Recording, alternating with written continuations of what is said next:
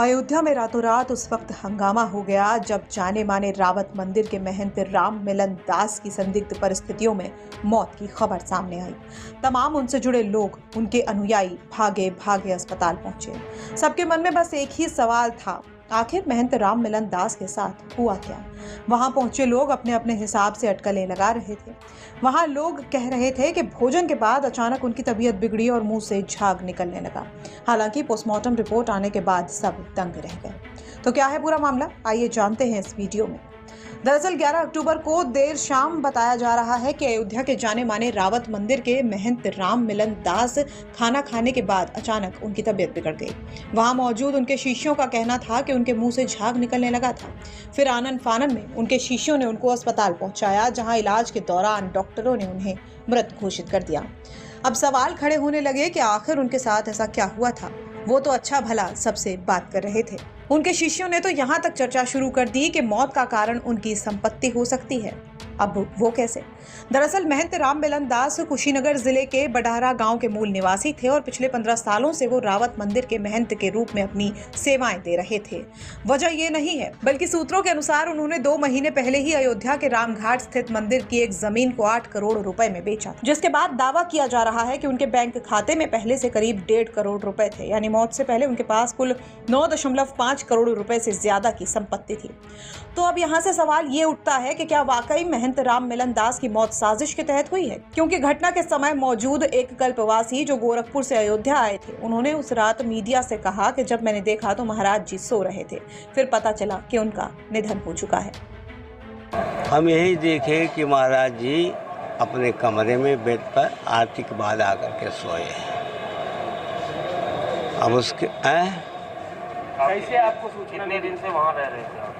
हम तो अभी आए हैं कौलबास,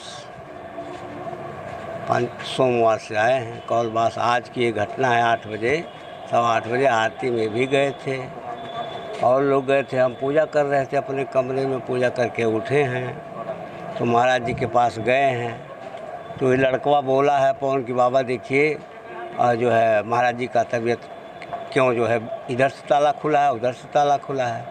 तो गए हैं, उसको भी साथ ले गए हैं, पवन को भी गया है तो कहा कि महाराज जी हम कल इनको नोछा डालिए, एकदम नंगे धिरंगे लेटे थे तो नोछा डलवाए हैं। उसके बाद हम कहे उपचार के लिए कोई डॉक्टर बुलवाइए।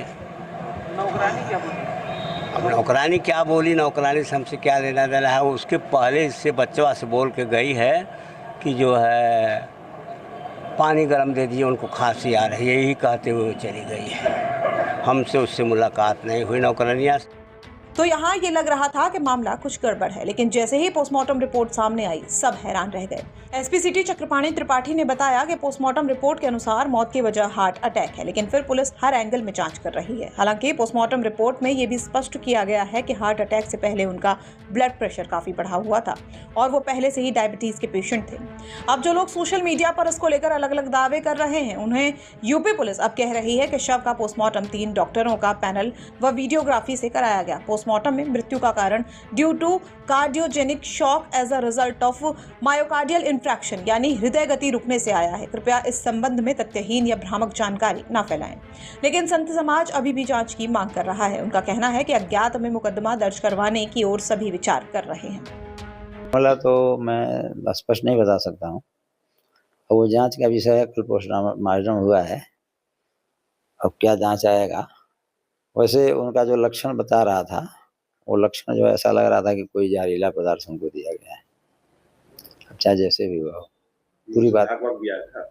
है मुंह से झाग? हाँ, झाग आया था, पूरी शरीर काली हो गई थी। अच्छा, पूरी शरीर काली हो गई। हाँ, ये कब का मामला, कितने बजे कब हुआ था? ये जो है कल नहीं परसों कौन तारीख था? शनिवार को। रवि कल रविवार था ना? हाँ, शनिवार को हमारी सभा चल रही थी, जैसे हम लोग का प्रशिक्षण चल रहा था प्रयाग में, मैं वहीं था। 7 बजे वहाँ से जब निकला तो आया आसन पर हमारे साथ ये संत जी थे और यहाँ से फ़ोन गया हमारे पास लगभग 8 साढ़े 8 के समय में। ऐसी हालत है। तो जब हम सुने तो 10-15 मिनट तो हम बोल ही नहीं पाए, वहीं सो गए, बगल में थे। तो धीरे से इनसे बताया कि इस तरह का मामला है और जो यहाँ के अधिकारी लोग, ऊँचे अधिकारी हैं, उन लोगों को बता दीजिए जाकर के। तो वहाँ जो हमारे प्रांत के संगठन मंत्री थे उनको गए बुला कर लाए, तो कहे महाराज जी क्या हो गया, तो हम कुछ बोलने में हम कहे कि ऐसा ऐसा मामला है, इनसे पूछ लिए, तो ये बताए। फिर वहाँ से लोग गाड़ी की व्यवस्था करके हमको भेजे। लगभग हम कल सवेरे यहाँ 3 बजे 3:30 बजे आ गए।